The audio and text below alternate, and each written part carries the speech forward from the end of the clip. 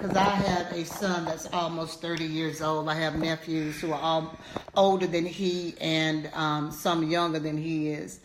In terms of this spirit of the boyfriend, there are a lot of young men, my son included, who have impregnated young women. And some older women who are cougars, but that's another topic for another day. And some are jaguars. They just need to be home with and some old mountain lions that just need to call it quit. And Snaggletooth don't have no teeth. But at any rate, we're not going to talk about them. I want to get his perspective in terms of the standard that the young man has for himself when he is impregnating women who are not his wife. Right. And when he sees a young woman and he knows that she's not the woman that he would take home to mom, what is it that he see in her that immediately lets him know that this is not the caliber of woman that I want to take home to my mom? And one thing I want them to understand, that pregnancy ain't always about a physical baby. Because anytime you plant a seed within a woman, you're impregnating her with part of you. Right. So that's why a lot of times when women break up with men and breakups happen, and certain songs, and we talked about this earlier in the year, about certain things will make you remember in your spirit, is because he's imparted a part of you inside of him. So when she was talking about pregnancy, that ain't always just a physical baby. Right. You're right. You're absolutely right. Because we understand, and we're not going to go deep into this subject because everybody's at a different level spiritually, and we understand that. So we know how far to go and how far not to go. But there is a thing called transference of spirits. Yes. And so, but I really want to hear, there's some brothers who have tuned in, my son included.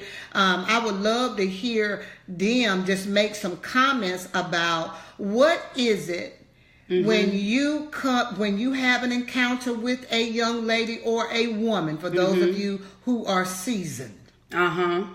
What is it about that woman that immediately allows you to know that she is not the type of woman that you want to spend the rest of your life with? Is it and it's not always physical. Right. It's not always the way she's dressed. You know, there are many reasons why, but that's why I would love for Jamal to have been here so he could speak to that. But there are brothers on the broadcast, and I would love to just hear some of their comments as to what it is. And even us sisters, what is it about a man? Because there are young women. I know that I have come in contact with young women when I'm out ministering who know that this guy is not husband material, if you would allow us to use that terminology, material. What is it in her that says, okay, I'm going to lower my standards and subject myself to wasting time? Because that's what we're doing when we are not connecting, when we are attaching ourselves to somebody, because connecting and attaching are two different things. So what is it that you're seeing in him that causes you to attach yourself to him? I know for me, a lot of times, like they say, you look for qualities that's within your father.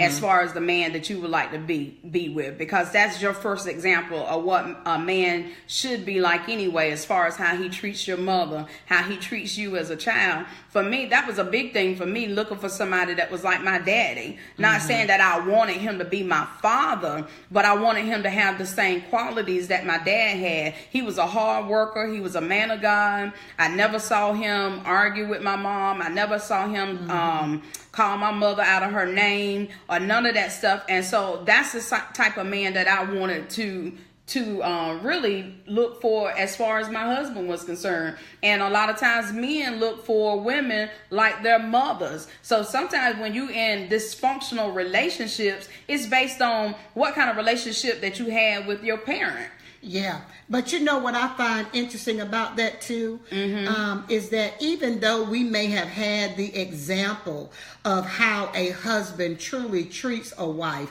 how he adores her, how he loves her, how he ministers to her, but then there are times, talk about me, that when we grow up, even though we were in the house with that, that's not how we find ourselves in our relationships. We subject ourselves to less than what we have experienced in our lives.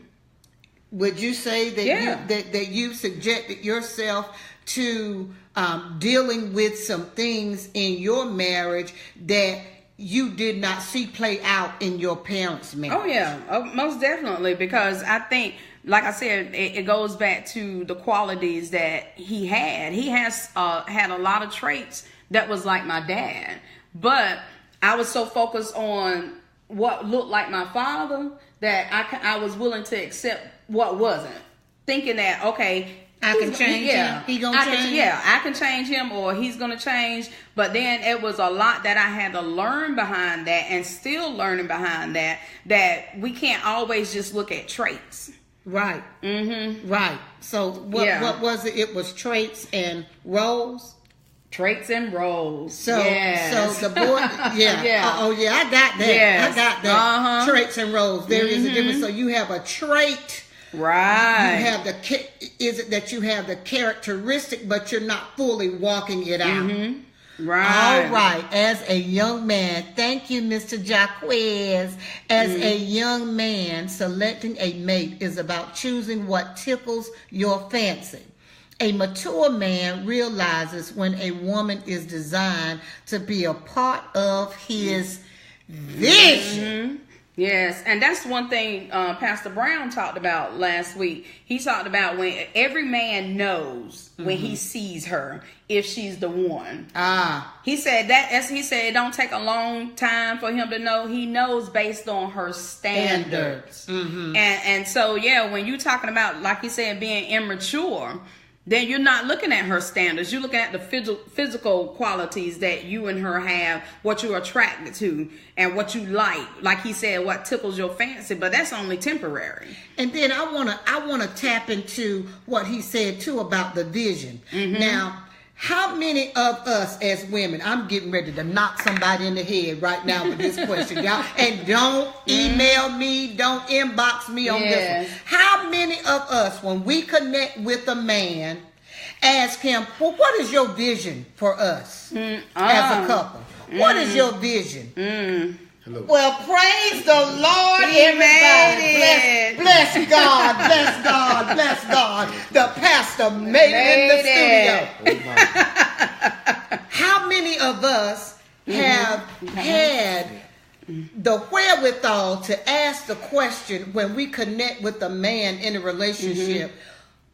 Babe, honey, boo, whatever you want to call them, sweet thing. What's your vision for us? But it's hard for us to ask what the vision for us when we don't even know what the vision is for ourselves.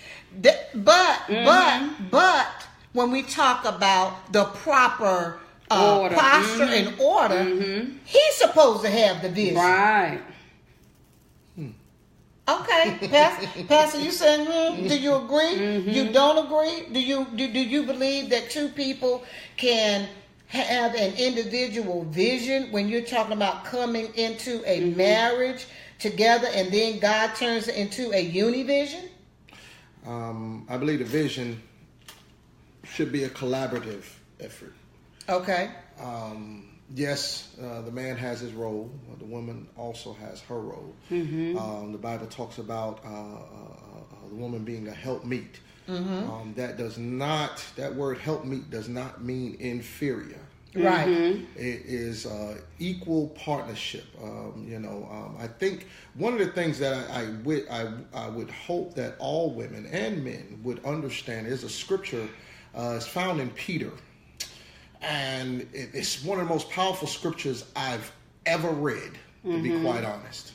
It is a promise, in a sense, from God. And it really hits on the value God has on his daughters in regard to the way his sons treat his daughters. And the Bible says, in Peter, it says, it talks about, and I'm paraphrasing because I can't quote it exactly, but it says that she is a partner of his. And the Bible says she's so equal to him that when a man prays, if he prays, and when he prays, and I don't know a man that doesn't need a prayer to get through. In a sense, God tells his son, if you don't treat her right as an equal partner, in a sense, he tells his son, shut up talking to me until you do that right. Now, now we got plenty of Bibles around here. Give me the Bible. I'll find there it is. It's a dates annotated right there. There's a John C. Maxwell right here. The one thing about this studio, we don't lack the word. We got the word around here. Trying to squeeze in. And when you talk about an equal partner, and when you're talking about prayer, that means, to me, that denotes that there is a level of relationship that he has with God. Because if he does not have that level of relationship with God, he's not going to hear God say, don't talk to me. God won't even respond. But you said he told his son, don't talk to me until you treat her as an equal. Correct. That's the scripture that changed my whole paradigm of thinking, because it's to understand what God is saying, because he loves his son. And he loves his sons so much that he says, understand that I've blessed you with an equal that is not necessarily inferior. She just has another office. And so because of that, she's equal with you, but you're the head. The head of state, if you will. So if you want to get wisdom, knowledge, and understanding from me, and if for that grace to be able to descend back to you, as you said, in order to articulate or order to have the vision or what have you, then just understand she's equal part to that. And if you don't treat her right, God pretty much says your prayers are hindered. They're unanswered. Pretty much. They're unanswered. Shut up talking to me. I'm paraphrasing. To shut up talking to me. And you know, when you were saying that, it made me think about in Genesis when he brought everything before Adam and told him to name it. And then in the same token of him naming it, he was still looking to see if Adam was going to recognize a mate. And because he did not recognize a mate based on everything that he brought before him, then he said he's going to make one for him. Equal to him. Equal to him, yes. And in order to be equal to him, he had to take her out of him. So when you were saying from that, the side, yes, the rear, not from the back. Not from the feet, not from the fists, but yes. So then there are qualities that we as wives. 1 Peter 3 and 7. Did I say we as wives? Because I'm not. Yes, I am a wife. You I'm are. just not married right now. Y'all, some of y'all gonna catch that after a while. So you said it was what? 1 Peter 3 and 7. Now I want to read it now. 1 Peter 3 and 7. Y'all get that? Hold on, Pastor. Got another comment. And my son is saying, hey, from Europe. Dr. Monroe once said the first thing God gave man was not woman. He said it was work. That is okay. A lot of men don't know their work. That is to say their purpose. Woman was created complete. You better go ahead on, homeboy, ready to meet the need. Ow! Man is a work in progress. Well, you better come on and talk up in here. Go ahead, Pastor. Read that 1 Peter. Christian relationships of husband and wives to wives. Likewise, ye husbands, dwell with them, the wife, according to knowledge, giving honor unto the wife.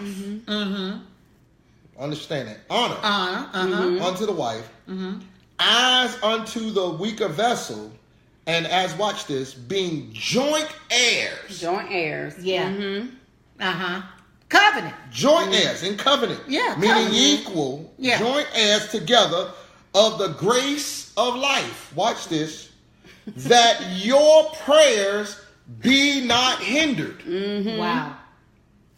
Like every woman should know, and every man should know, 1 Peter 3:7.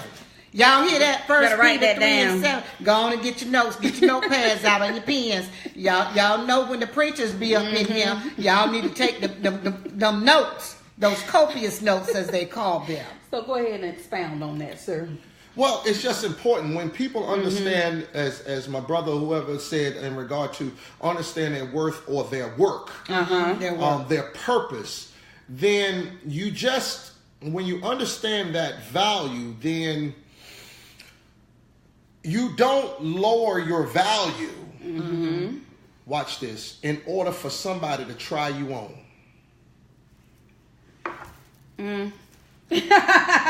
You didn't say that. You can't see when, in a sense, when you're in Tiffany's or one of those, they never lower their value in order for somebody to come try and try it on. Try it on. Did y'all hear that? Bam! They only y'all hear that? They only do that at Walmart. Oh! So you got to determine: are you a Tiffany's woman or a Walmart woman? Well, I don't know. And it's the same for the male. And so what I'm sharing is the same for the male. Now I'm specific to that because I got 3 girls they and don't 1 even boy. bring it out. They don't even take it away from under the case until you're ready to purchase it. Yeah. So Until you do what? Ready to purchase it. Not look. not lease, but purchase. Yes, go ahead. So that's important. Now, Trill had mentioned, I don't know if I can segue into this real quick. You can segue wherever the Lord is leading. Go, walk right on through the door. Go ahead. There's an important thing that I think in terms of relationships, both again for the male and the female, that I think the Bible says, and the two shall become. Oh yeah. The two shall become one flesh. That is really important because in order for that to happen, then death must happen. In order for both to live. Lord, sit down, Shay. Sit down. Yeah. I got to stay seated. Death has to happen in order for both to live. Yes. If we live in just as exclusively as individuals in a marriage, the marriage can't work. Can't work. Because what it is, then what happens, those two become a cancer. And a cancer is an abnormality of an organ. And when cancer becomes an abnormality of an organ, watch this, the cancer sucks the life from the body. That's right. That's what cancer does. That's what it does. So therefore it kills the body because it's taking the very source that gives life, which is the good blood. Stuff. So it's the same thing when you got 2 people who are unwilling to watch this. The husband is, his job when he gets married his job is exclusively supposed to be about, or at least I believe at least 90% supposed to be about pleasing the wife. The wife, because she done put the ring on, got married, her exclusive job is to please who? The husband. Now, most people get afraid of that, and they say, well, when am I going to get pleased? Well, remember, the job, the goal of the husband is now to please the wife. So if that's my focus, that I'm not trying to please me, I'm trying to please her. And if it's her focus that I'm not trying to please me, I'm trying to please him, then guess what? Both get satisfied. Hold on.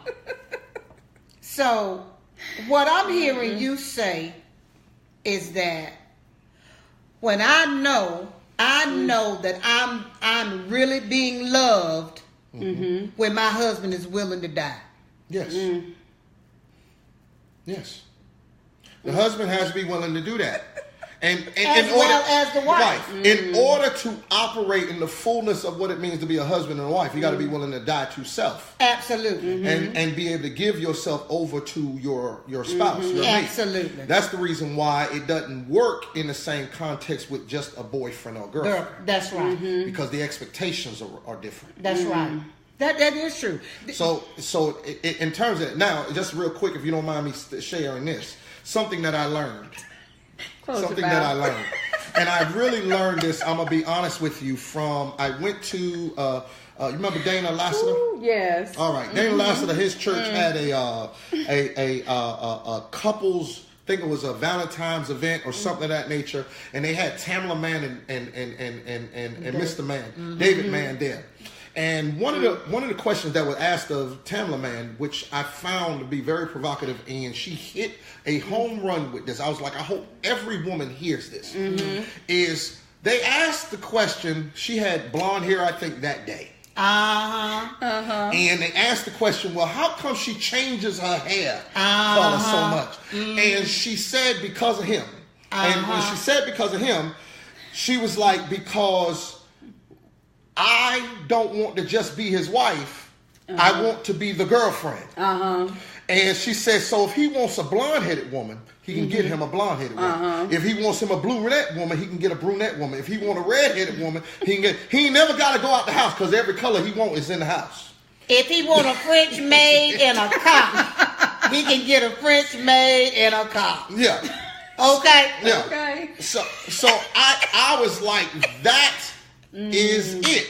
Because watch this. Every man that I know of, I'm not going to say every man, but every man that I know of, they want, yes, Mary.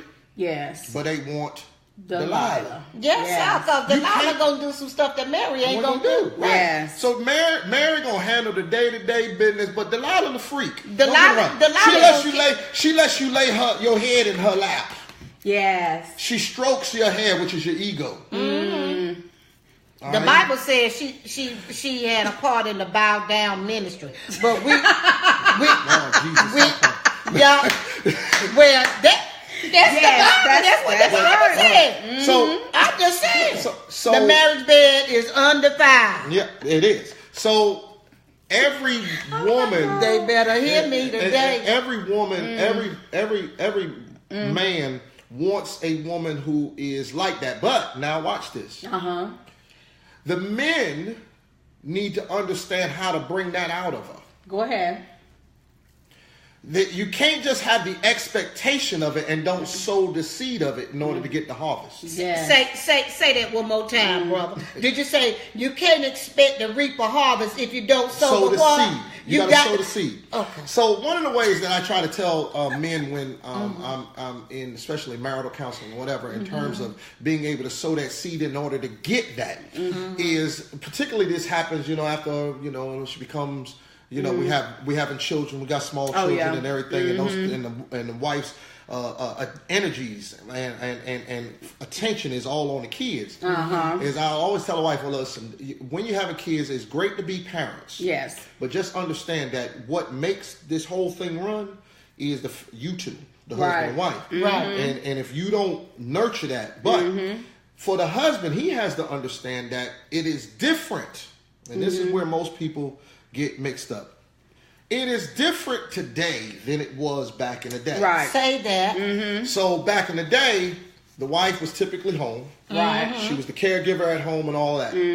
Well, she's now had the added expectation of not only still holding that role in most relationships, but and to make the dinner and the food and all that. But she's also, you need two incomes now, so she out working. Right. Yes, sir. For most of the time. That's right. She's out working. That's right. So she's out working. I tell men, you can't expect her to have the energy Mm-hmm. and the time, and just realizing that, yes, women are cerebral. Mm-hmm. So if you ain't planting that seed in her mind all day long, she ain't going to be hot as fire later on. Because you haven't kindled the fire. Now you saying something right there. Mm-hmm. You haven't kindled the fire. So, Pastor Brown. Yes. Yes, ma'am.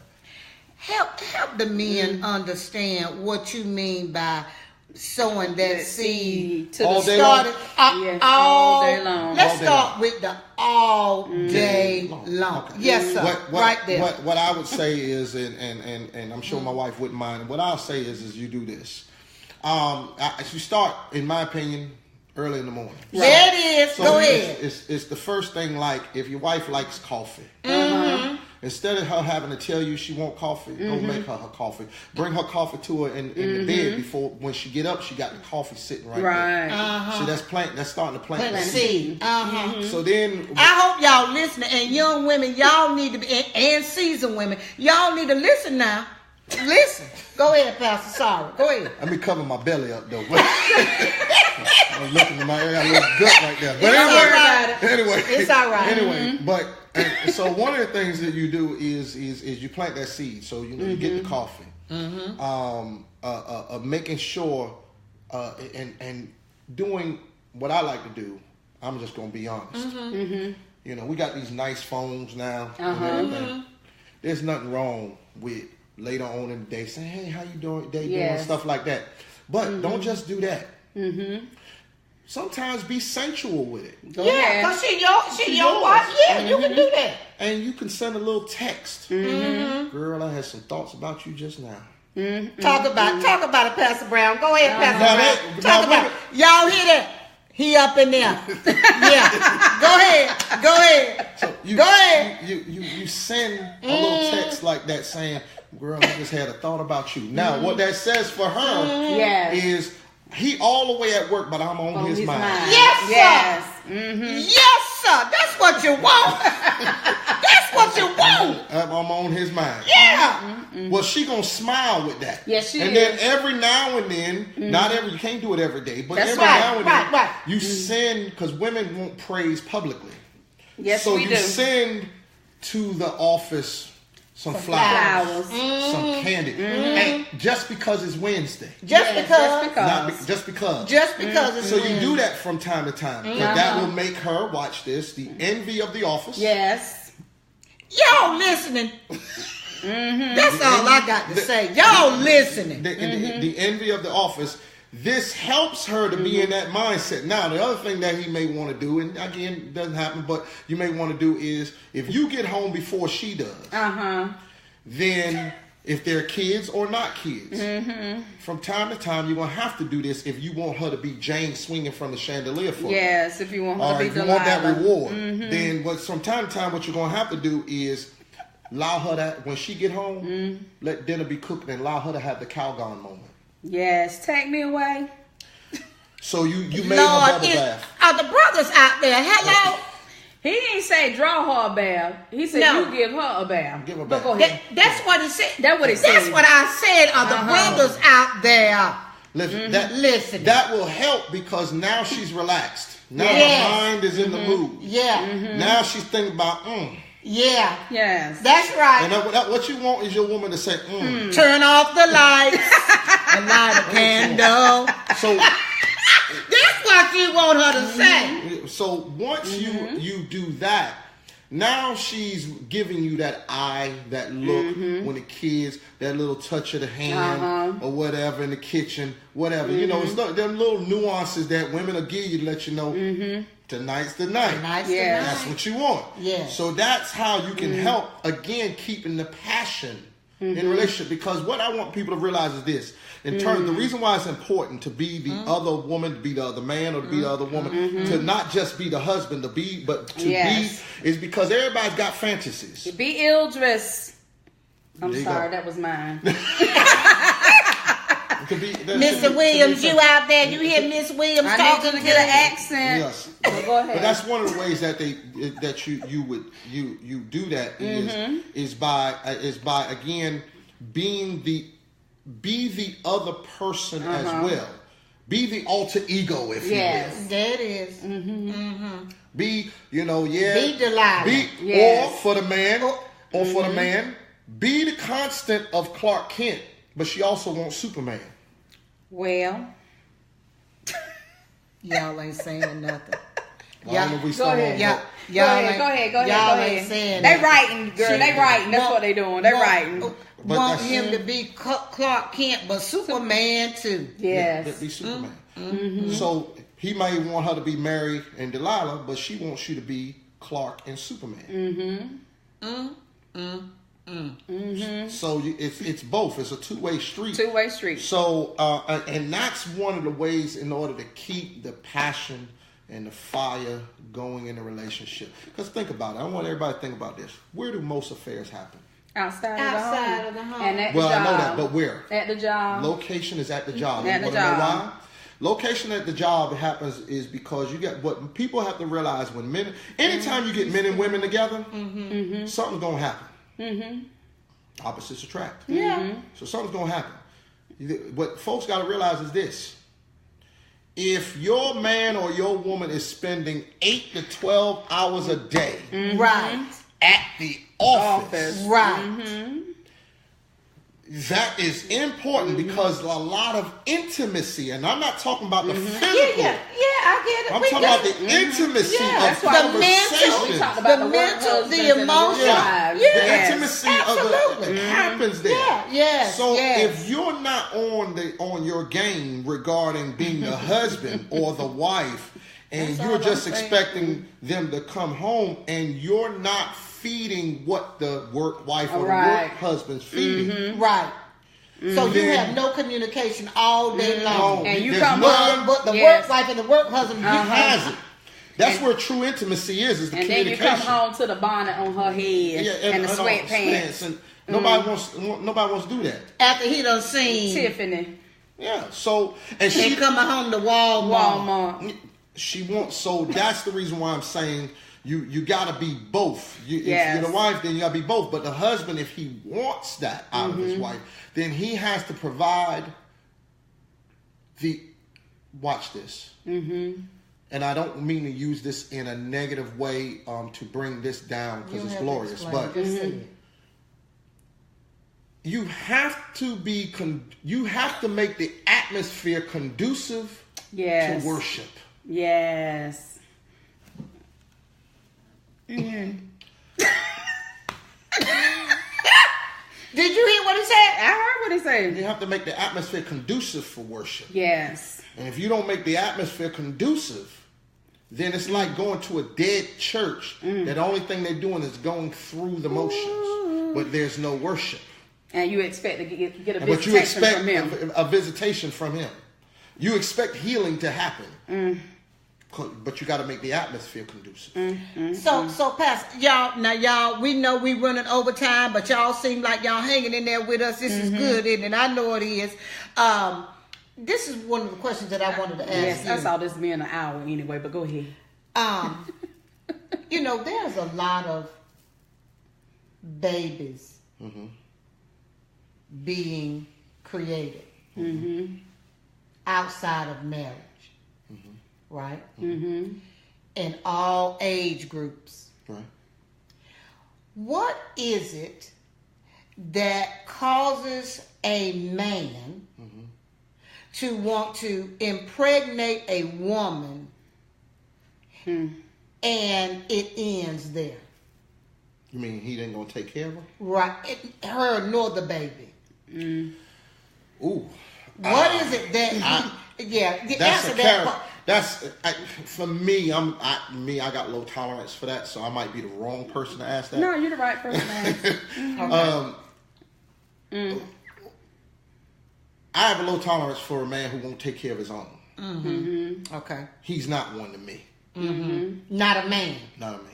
Okay, so he's a boy in a man's body, maybe, but he's not a man.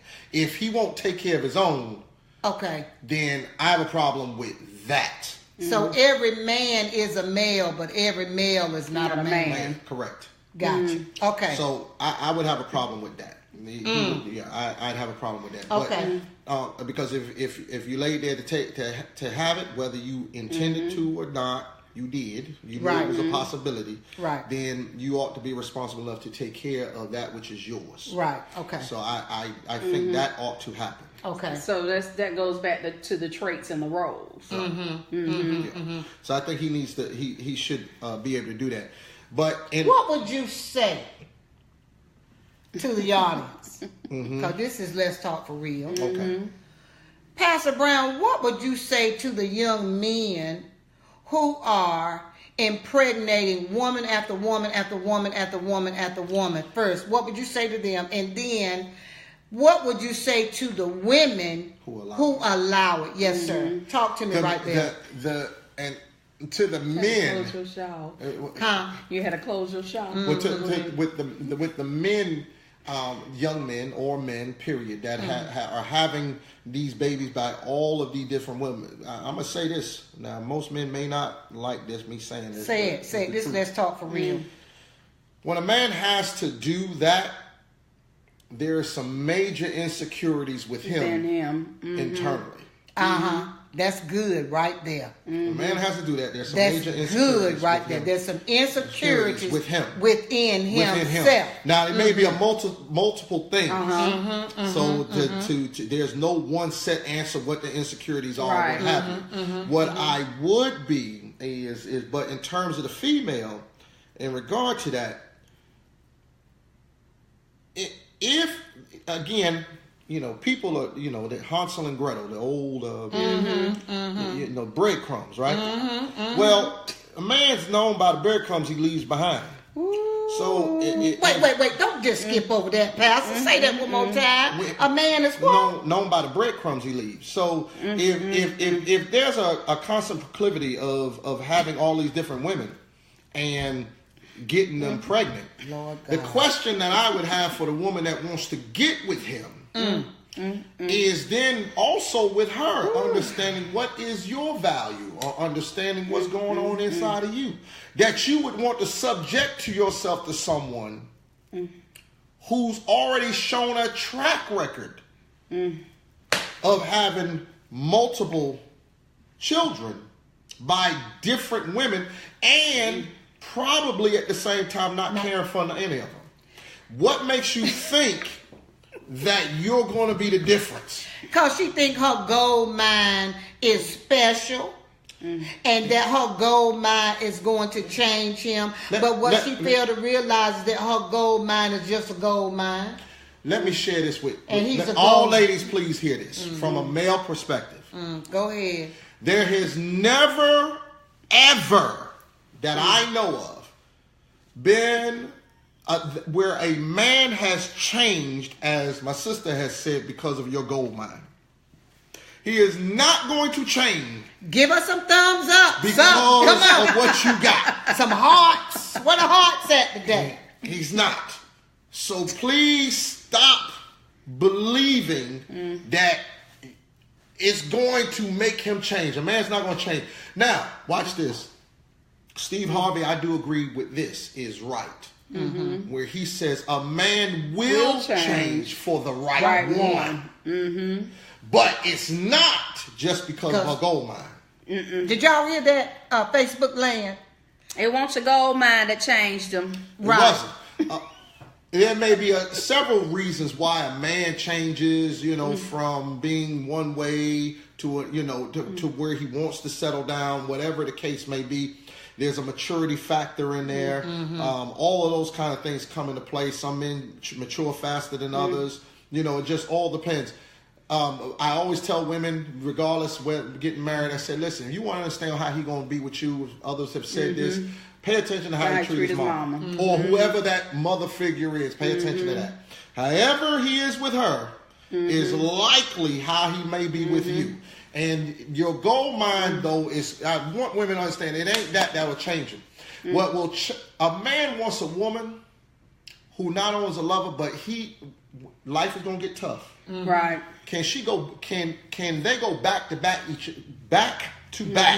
with each other and fight against what's coming?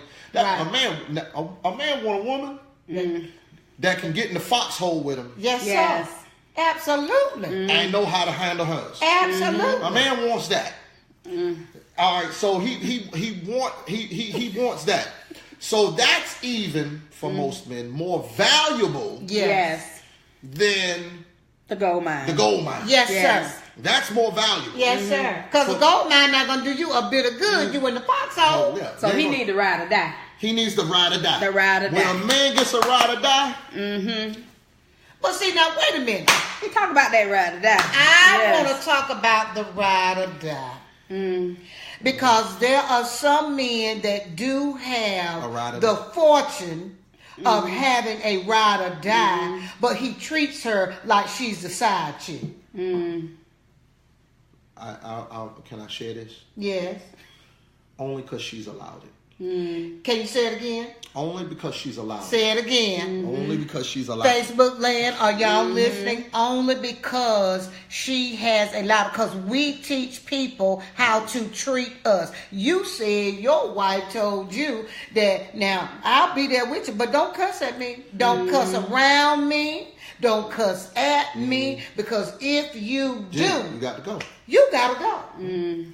She did. And you straightened up too, did Sure did. I'm still married 20 years. God bless you, Pastor. So that's real important. Yes, you can be the ride or die, but watch this. Even if you are a ride or die woman, that don't mean the man you're with is the one you're supposed to be with. Watch this. If you are a ride or die, watch this, and he won't change for you. You may not be the right one. He may not be the right one for you.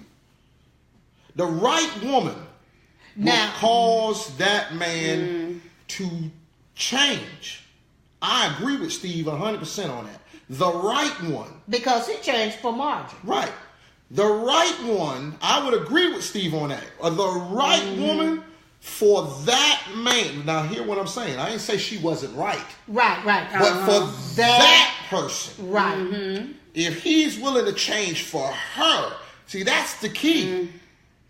Is he willing to change for her? If he ain't willing to change, then it may be an indication that ain't it. You might be close. You might be on the right block, but that one right there, that's the wrong address. You want to comment anything right now? I'm just taking it all in. Okay, I'm taking it all in. Cause we got a few more minutes, but I want to touch on this because I was having a conversation with another pastor, and he was telling me that he had been married for 43 years, right? Long time. Yes, it is a long time. And he told me that before he got married, he was a DC dog. Dog. DC dog. He said, and the reason why he was a DC dog was because his mother was an alcoholic, and he never experienced what true love was.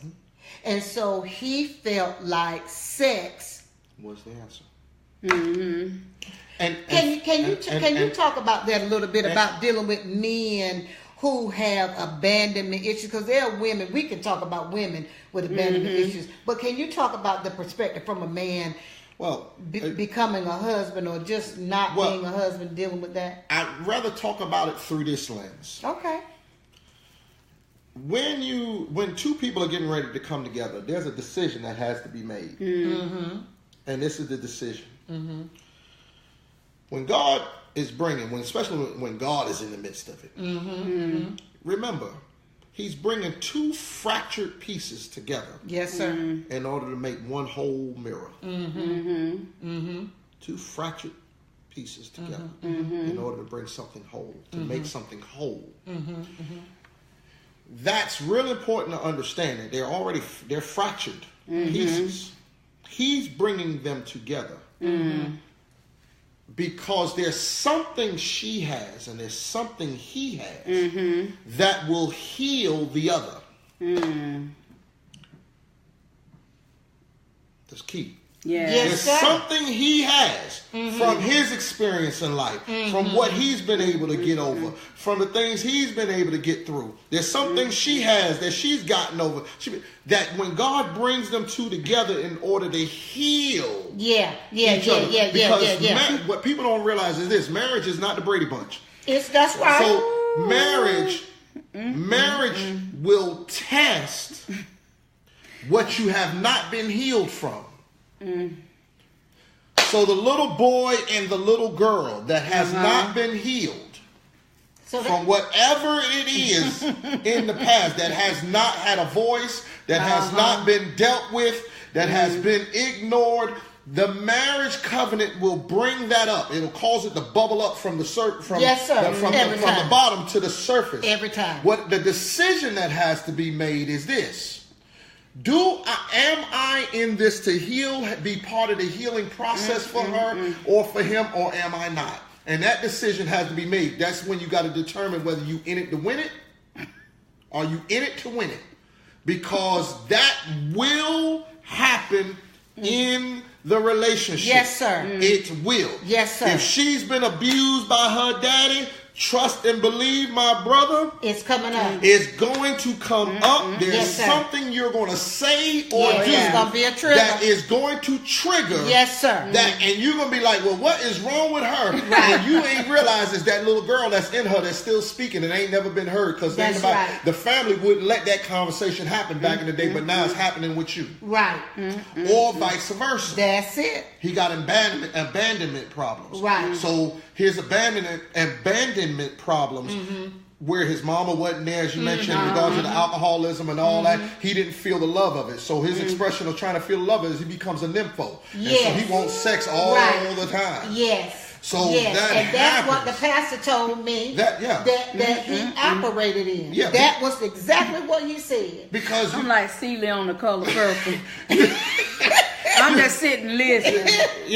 That's going to happen. That brings that up. Yes. So when you find that you want to do it, as the wife, you want to do it every other. Well, you want to do it, once a week, twice a week, and he want to do it every day.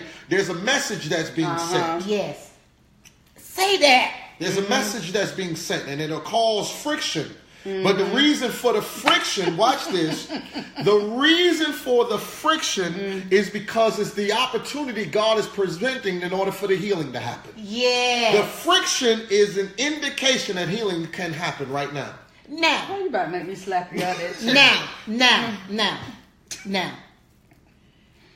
It's an indication that healing can happen right now.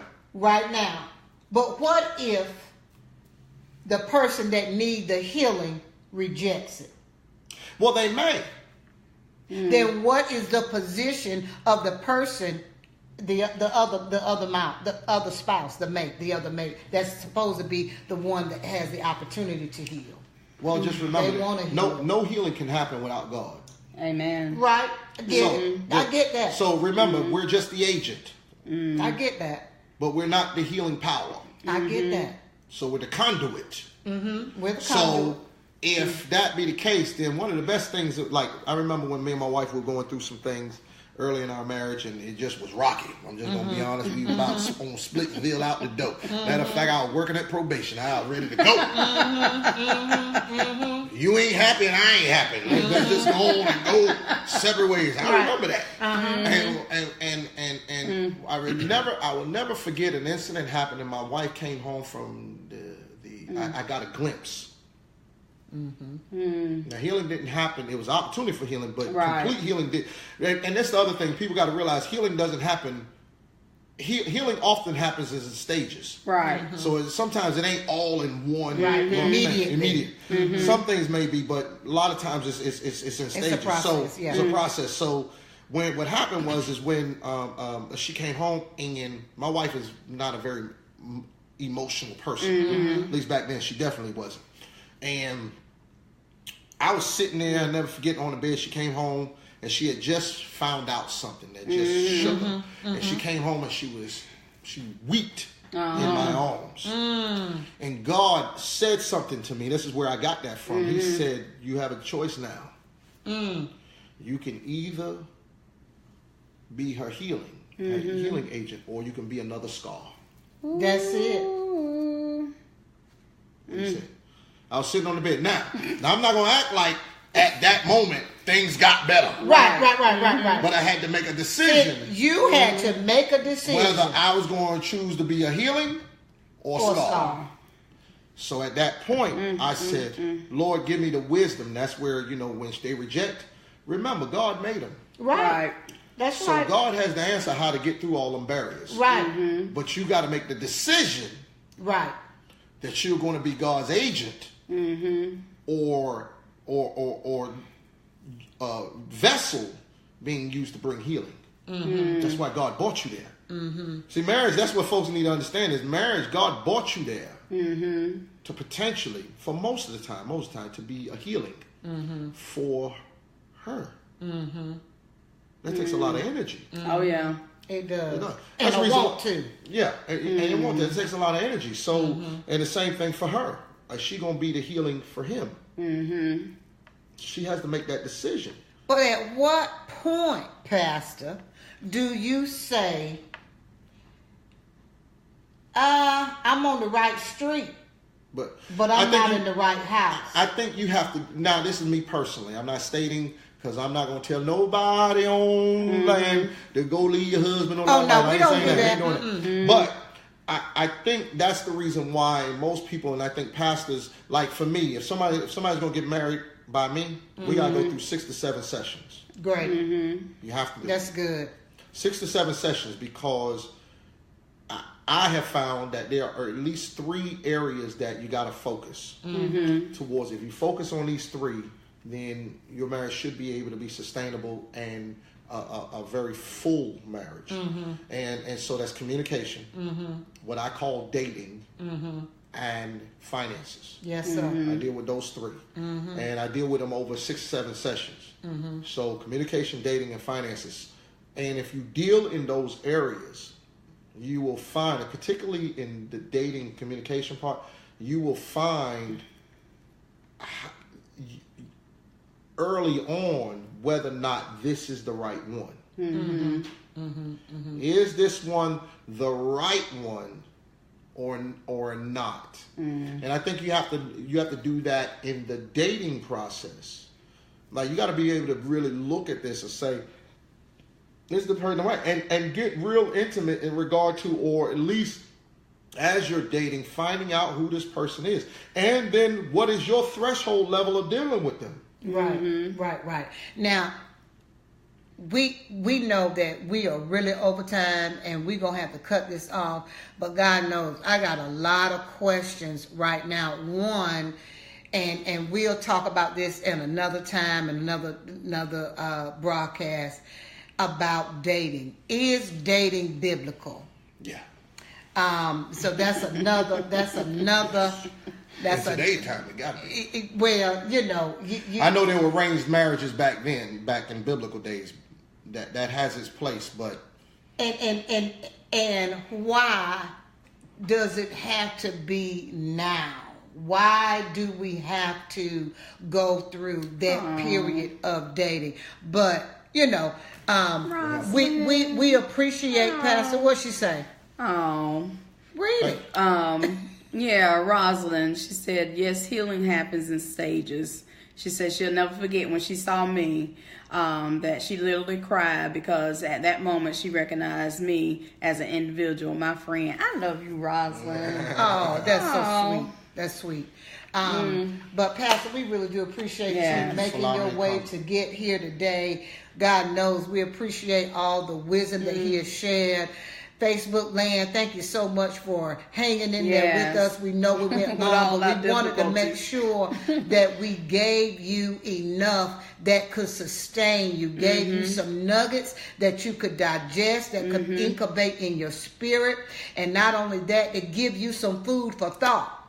Yeah, and give you some we food want to for make thought. sure that we can invite him back again too. Absolutely. Thank you. I Yeah. promise I'll lose some weight by then. Thank you. It don't matter. The camera puts 10 more pounds on you Anyway, yeah, that's so right, it that's don't right. matter. So thank you, sis, for allowing you inviting Pastor Brown in with us. That was definitely a blessed choice and a right good one, as they say. Yeah. Right good one. And I want to shout out to Pastor Sean Singleton too, because he said when he do counsels couples, he deals with expectations as well. I just want to recognize him too. So we're gonna have to bring you on too. Yes. Absolutely. So all of you who tuned in today and hung in here with us, thank you. We love you. God bless you. You know, it's the weekend. Go love on your family, love your loved ones, spend time, have a blessed weekend. You know why? It's Friday. You know the deal. It's Friday. So let's talk for real.